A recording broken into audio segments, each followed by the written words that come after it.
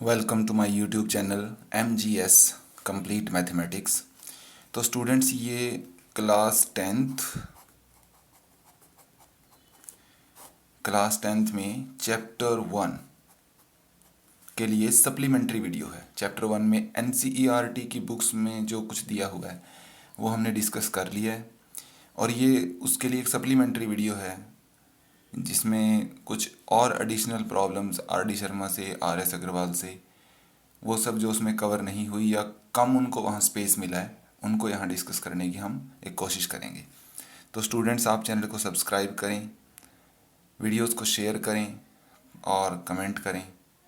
तो चलिए शुरू करते हैं। तो देखिए, इसमें हम लेते हैं कि let A B a positive integer. A क्या है? हमारा एक पॉजिटिव इंटीजर है, ठीक है। प्लस वाला है, पूर्णांक है, धनात्मक पूर्णांक है, ठीक है। तो हमें पूछता है कि आप ये प्रूव करें कि इसको हम जो है 3Q या 3Q+1 और 3Q+2 इस फॉर्म में इसको लिख सकते हैं, ठीक है स्टूडेंट्स।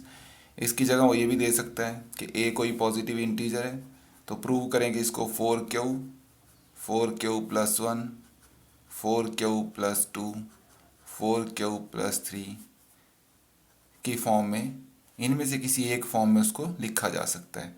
इसकी जगह 5 कर सकता है, 5Q+1, 5Q+2, 5Q+3, 5Q+4। तो इस तरीके से 6 में भी दे सकता है। तो इनका एक प्रोसीजर है स्टूडेंट्स, तो हम वो प्रोसीजर पकड़ते हैं और क्वेश्चन को देखते हैं। तो चलिए, ये हम इनका एक जनरल सॉल्यूशन बताएंगे, ठीक है जी।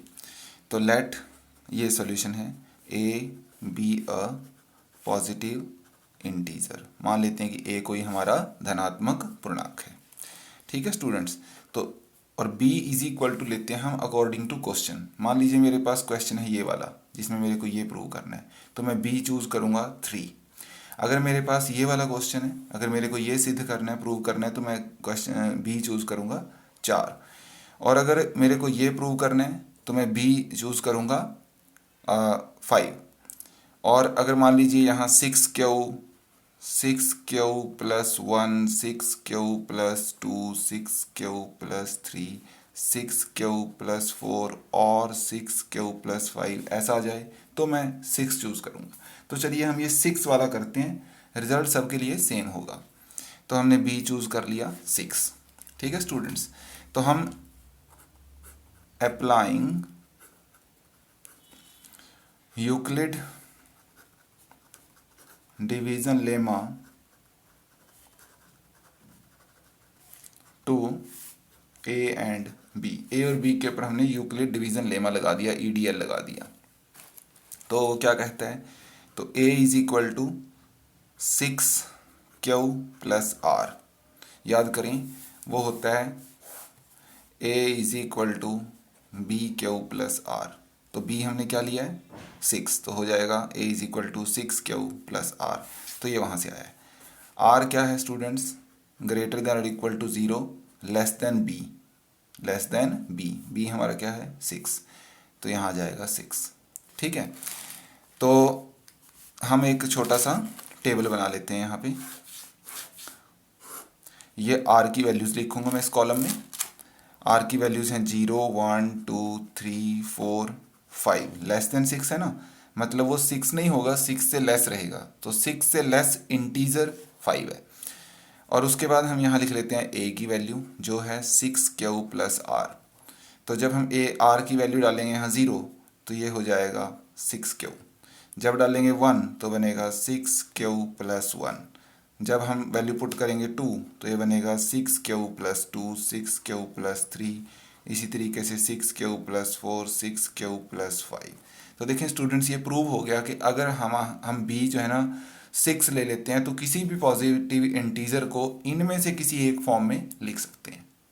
तो आई थिंक ये आइडिया क्लियर है स्टूडेंट्स कंफ्यूज हो जाते हैं, सोचते हैं कि अगर 6 आ गया तो मैं क्या करूं, 5 आ गया तो क्या करूं। तो कुछ नहीं है, बस आप यहाँ 5 चूज करें और वैल्यूज कहाँ तक जाएंगी, फिर 4 तक, उससे 1 लेस।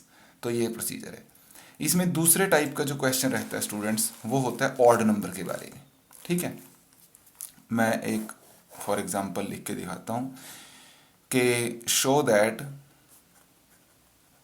एवरी पॉजिटिव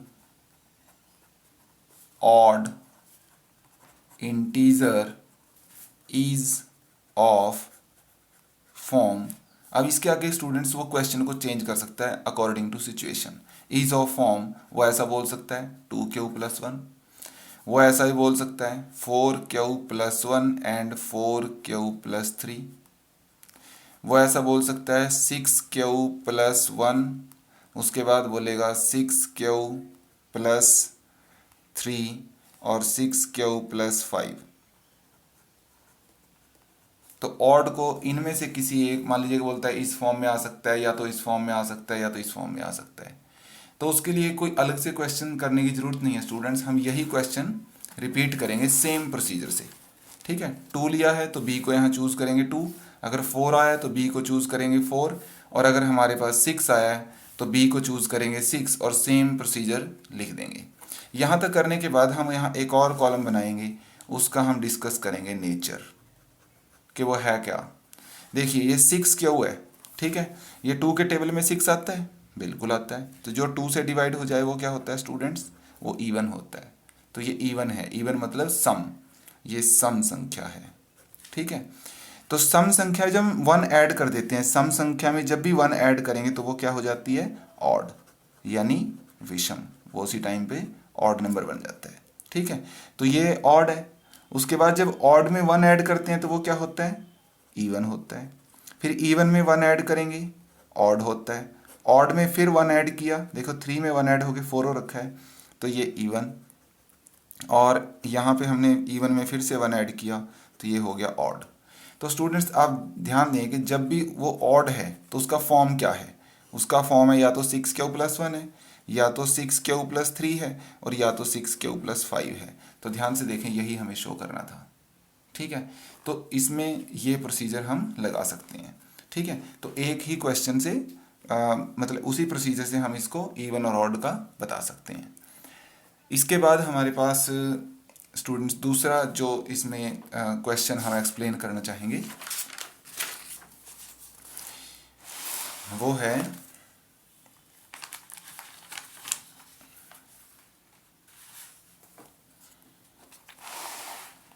हाँ जी, देखिए मैं क्वेश्चन लिख देता हूँ पहले थोड़ा सा, ताकि समझ आ जाए अच्छे से करना क्या है।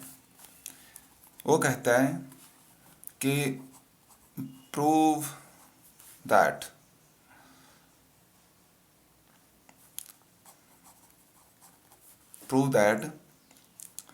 HCF of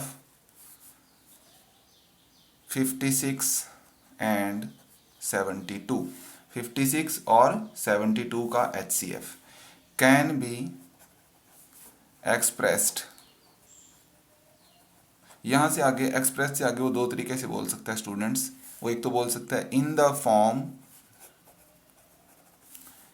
56x + 72y। इसके ऑप्शन में वो ऐसे ही बोल सकता है can be expressed as a linear combination of 56 and 72। तो लीनियर कॉम्बिनेशन का मीनिंग यही होता है स्टूडेंट्स। तो इसको दोनों तरीके से वो बोल सकता है। तो चलिए हम सीखते हैं कि हम इसको कैसे ऐसे क्वेश्चन को कैसे अटेम्प्ट करेंगे। HCF का मतलब होता है महत्तम, ये हम ध्यान रखेंगे, ठीक है, हिंदी मीडियम स्टूडेंट्स के लिए। तो चलिए सबसे पहले स्टूडेंट्स हमने क्या करना है, इसका HCF फाइंड करना है यूजिंग यूक्लिड डिवीजन एल्गोरिदम। उसी एल्गोरिदम का यूज करके हम इसका HCF फाइंड करेंगे। तो चलिए देखते हैं। हमारे पास A है 72, B है 56, ठीक है। Applying Euclid division lemma to A and B। तो चलिए करते हैं अप्लाई ये हो गया 72, यहाँ आ गया 56, 1 ज़ा, यहाँ बचेगा ये 6 और यहाँ 1, 16 हो गया। ठीक है, तो इसको लिखेंगे कैसे जी, 72 is equal to 56 into 1 plus 16। तो अभी रिमाइंडर बचा हुआ है 16, रिमाइंडर है 16 which is not equal to 0। तो जब नॉट इक्वल टू 0 आ जाए तो फिर से लिखेंगे applying EDL, again applying EDL to किस किस को लगाना है अब, जो डिवाइज़र है और जो रिमाइंडर है, जिससे डिवाइड किया था और जो रिमाइंडर बचा, शेष बचा था उससे, 56 एंड 16। तो चलिए 16 3 ज़ा 48, यहाँ बचेगा 8। तो ये आ गया 56 इज इक्वल टू हमारा क्या आ जाएगा, 16 इंटू 3 प्लस 8। रिमाइंडर क्या आ गया students, 8 which is not equal to 0, जो कि 0 नहीं है। तो जब 0 नहीं है तो फिर से हमने अगेन अप्लाइंग EDL, किस किस को अप्लाई करना है, 16 एंड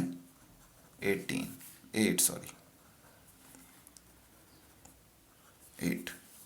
तो किया अप्लाई, 8 2 ज़ा 16 और यहाँ बचा 0। तो 16 इज इक्वल टू आ गया 8 इंटू 2 प्लस 0। तो स्टूडेंट्स रिमाइंडर क्या आ गया, 0। जब रिमाइंडर 0 आ जाए तो हमें पता चल जाता है कि HCF क्या है। कौन है HCF, लास्ट डिवाइज़र है 8। तो ये हो गया हमारा, हमने HCF फाइंड किया पहले। ठीक है, अब उसने बोला है कि हमने HCF को क्या करना है, इस फॉर्म में लिख के दिखाना है। ठीक है, तो उसके लिए एक फिक्स्ड प्रोसीजर है स्टूडेंट्स। तो देखें क्या है, यहाँ जहाँ हमने सबसे पहले EDL अप्लाई किया, इसको हम ले लेंगे नंबर 1, इस रिलेशन को नंबर 1 लिखते हैं। ठीक है, यहाँ जो दोबारा से हमने ये EDL अप्लाई किया, इस रिलेशन को लिख लेते हैं नंबर 2। ठीक है जी, और जब थर्ड टाइम अप्लाई किया, इसको लिख लेते हैं नंबर 3। ठीक है स्टूडेंट्स, तो आपने क्या करना है, नाउ आपने सेकंड लास्ट से शुरू करना है। जैसे इसमें 3 स्टेप्स हैं तो हम सेकंड से शुरू करेंगे। अगर मान लीजिए 5 स्टेप्स हैं तो हम फोर्थ से शुरू करेंगे, सेकंड लास्ट। अब शुरू क्या करना है वो देखें। तो हम लिखेंगे सेकंड लास्ट, यहाँ पे ये सेकंड इक्वेशन है, यहाँ से second equation implies, second equation क्या कहती है, वहाँ से आपने जो रिमाइंडर है ना उसकी वैल्यू निकाल देनी है। कैसे, जैसे 8 इज इक्वल टू, ये 8 is equal to 56 minus 16 into 3। ये 16 इंटू 3 को हम लेफ्ट में ले गए तो ये माइनस हो गया। ठीक है स्टूडेंट्स, ये बना। अब आपने 1 2 के बाद 2 से पहले क्या था 1, यहाँ से 2 से जाना है हमने उससे ऊपर वाली इक्वेशन पे 1 पे। वहाँ से क्या करना है 56 माइनस, आप यहाँ देखेंगे ना ये यहाँ रिमाइंडर है, इस रिमाइंडर की वैल्यू यहाँ से निकाल के और यहाँ पुट कर देनी है स्टूडेंट्स, यहाँ पे। ठीक है, तो चलिए यहाँ 16 है, ये इंटू 3 मैंने वैसे का वैसे रखा, 56 माइनस 16 की जगह खाली छोड़ दी है। यहाँ पे मैं इसकी वैल्यू लिखूंगा रिलेशन 1 में से। रिलेशन 1 में से इसकी वैल्यू क्या आएगी 72, और ये इतना पार्ट इधर चला जाएगा लेफ्ट में तो माइनस हो जाएगा। ये बना 72 माइनस 56 इंटू 1। क्लियर।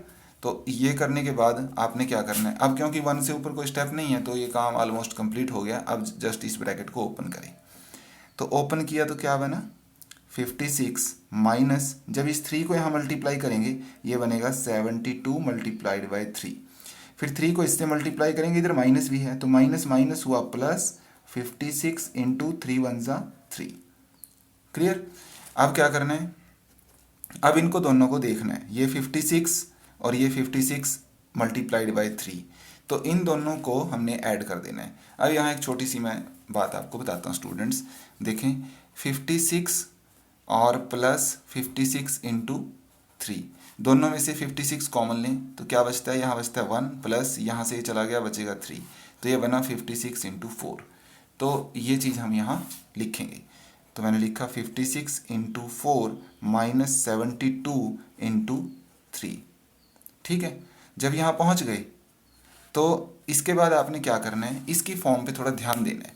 तो ध्यान देंगे तो देखेंगे ये है कि 8 इज इक्वल टू, मैं यहाँ लिख लेता हूँ, 8 is equal to 56 into 4 minus 72 into 3। तो आप देखेंगे कि जो ये हमारा 8 है ये किसके इक्वल है, ये 56 इंटू समथिंग, फिर 72 इंटू समथिंग, ठीक है। तो 56 इंटू में x प्लस 72 इंटू में y, अगर मैंने x को 4 को x और -3 को y लिख दिया, इस 4 को मैंने क्या लिख दिया x और इस -3 को मैंने लिख दिया y, तो ये रिलेशन ये बन जाएगा। तो देखो यहाँ मैंने प्रूव कर दिया कि जो हमारा HCF है वो 56x प्लस 72y की फॉर्म में होता है, right, where x is 4 and y is -3। Clear. अब यहाँ इस काम कई बार इतना ही क्वेश्चन आता है कि बस इतना ही करें, ठीक है।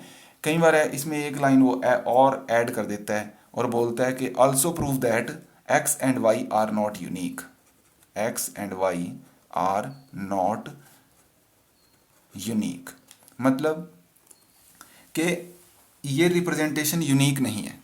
मीन्स कि हमने x का वैल्यू क्या लिया है 4 और y का वैल्यू क्या है -3, मीन्स के 4 और 3 को छोड़ के दूसरे इंटीजर भी पॉसिबल हैं। कोई और इंटीजर का भी ऐसा एक पेयर मिल जाएगा जिसको यहाँ डालूंगा तो उनको सॉल्व करें तो फिर से 8 आ जाएगा। तो हम उस इंटीजर की एग्जिस्टेंस अभी शो करेंगे।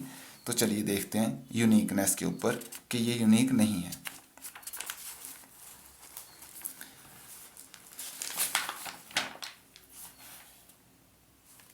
तो हमारे पास ये आया स्टूडेंट्स, यहाँ पे जब हमने ये शो करना है कि x and y are not unique,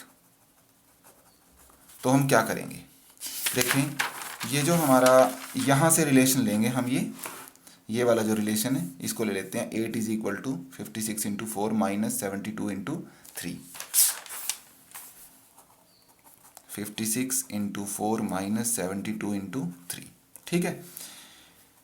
तो अब इसमें हम क्या करते हैं कि 56 इंटू 72 ये इतना टर्म ऐड करा देते हैं और साथ ही साथ इसको सब्ट्रैक्ट करा देते हैं। देखें स्टूडेंट्स, ये मैथ्स में ना कई बार ये प्रोसेस यूज़ होती है कि अगर हमारे पास कोई नंबर है जैसे 4 है, अगर मैं इसमें 2 ऐड कराऊं और 2 माइनस कराऊं तब भी ये 4 ही है, क्योंकि उतने ही ऐड कराए उतने ही सब्ट्रैक्ट करा दिए।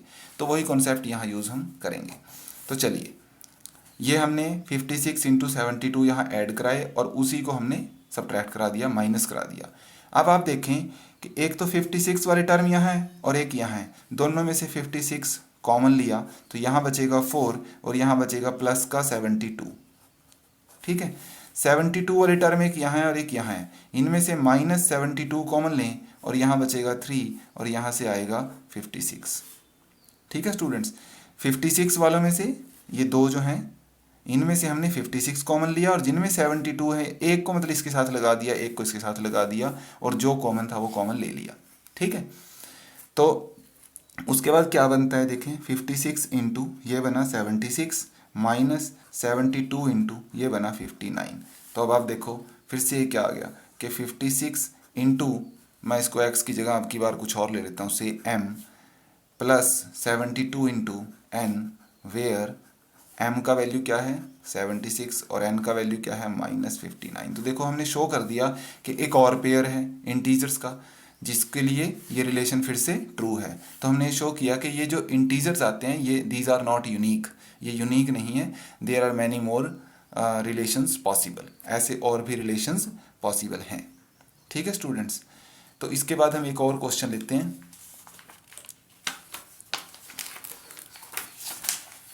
इसमें कई बार ना 1 मार्कर या 2 मार्कर में क्वेश्चन आ जाता है, देखिए क्या है। हाँ जी, क्वेश्चन है students, can 2 numbers have 16 as their HCF and 380 as their LCM।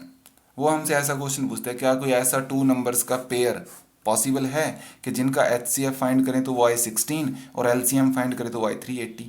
ये क्वेश्चन है। अब इसमें स्टूडेंट्स एक बड़ा सिंपल सी बात है कि जो HCF होता है आपने लिखना है, we know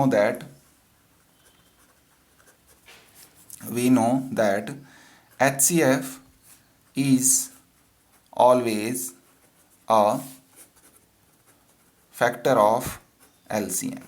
जो एचसीएफ होता है वो एलसीएम का हमेशा एक फैक्टर होता है, गुणनखंड होता है। मीनिंग क्या है इसका कि अगर हम एलसीएम को डिवाइड करें एचसीएफ से तो कंप्लीटली डिवाइड करेगा, पूरा पूरा डिवाइड करेगा, कुछ रिमाइंडर नहीं बचेगा। तो चलिए यहाँ देखते हैं डिवाइड करके।